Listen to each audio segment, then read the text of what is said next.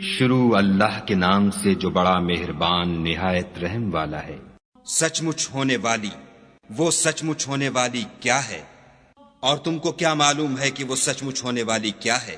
وہی کھڑکھڑانے والی جس کو سمود اور عاد دونوں نے جھٹلایا۔ سو سمود تو کڑک سے ہلاک کر دیے گئے، رہے عاد ان کا نہایت تیز آندھی سے ستیہ ناش کر دیا گیا۔ خدا نے اس کو 7 رات اور 8 دن ان پر چلائے رکھا۔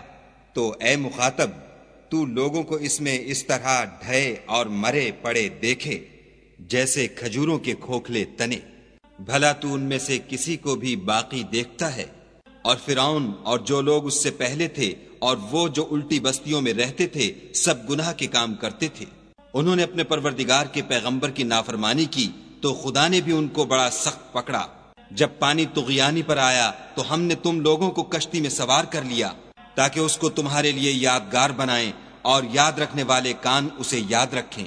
تو جب سور میں ایک بار پھونک مار دی جائے گی اور زمین اور پہاڑ دونوں اٹھا لیے جائیں گے، پھر ایک بارگی توڑ پھوڑ کر برابر کر دیے جائیں گے، تو اس روز ہو پڑنے والی یعنی قیامت ہو پڑے گی، اور آسمان پھٹ جائے گا تو وہ اس دن کمزور ہوگا، اور فرشتے اس کے کناروں پر اتر آئیں گے، اور تمہارے پروردگار کے عرش کو اس روز 8 فرشتے اٹھائے ہوں گے۔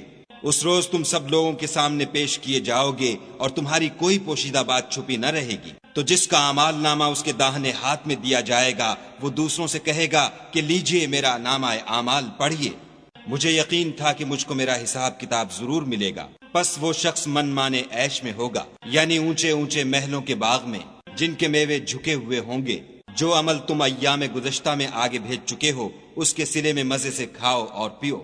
اور جس کا نامہ اعمال اس کے بائیں ہاتھ میں دیا جائے گا وہ کہے گا اے کاش مجھ کو میرا اعمال نامہ نہ دیا جاتا اور مجھے معلوم نہ ہوتا کہ میرا حساب کیا ہے۔ اے کاش موت ابد الآباد کے لیے میرا کام تمام کر چکی ہوتی۔ آج میرا مال میرے کچھ بھی کام نہ آیا، ہائے میری سلطنت خاک میں مل گئی۔ حکم ہوگا کہ اسے پکڑ لو اور طوق پہنا دو، پھر دوزخ کی آگ میں جھونک دو، پھر زنجیر سے جس کی ناپ 70 گز ہے جکڑ دو۔ یہ نہ تو خدائے جل شانہ پر ایمان لاتا تھا اور نہ فقیر کے کھانا کھلانے پر آمادہ کرتا تھا، سو آج اس کا بھی یہاں کوئی دوست دار نہیں، اور نہ پیپ کے سوا اس کے لیے کھانا ہے جس کو گناہ گاروں کے سوا کوئی نہیں کھائے گا۔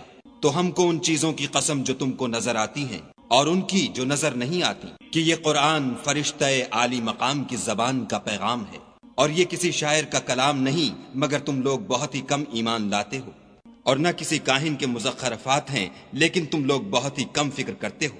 یہ تو پروردگار عالم کا اتارا ہوا ہے۔ اگر یہ پیغمبر ہماری نسبت کوئی بات جھوٹ بنا لاتے تو ہم ان کا داہنا ہاتھ پکڑ لیتے، پھر ان کی رگے گردن کاٹ ڈالتے، پھر تم میں سے کوئی ہمیں اس سے روکنے والا نہ ہوتا۔ اور یہ کتاب تو پرہیزگاروں کے لیے نصیحت ہے، اور ہم جانتے ہیں کہ تم میں سے بعض اس کو جھٹلانے والے ہیں، نیز یہ کافروں کے لیے موجب حسرت ہے، اور کچھ شک نہیں کہ یہ برحق قابل یقین ہے۔ سو تم اپنے پروردگار عز و جل کے نام کی تنزیہ کرتے رہو۔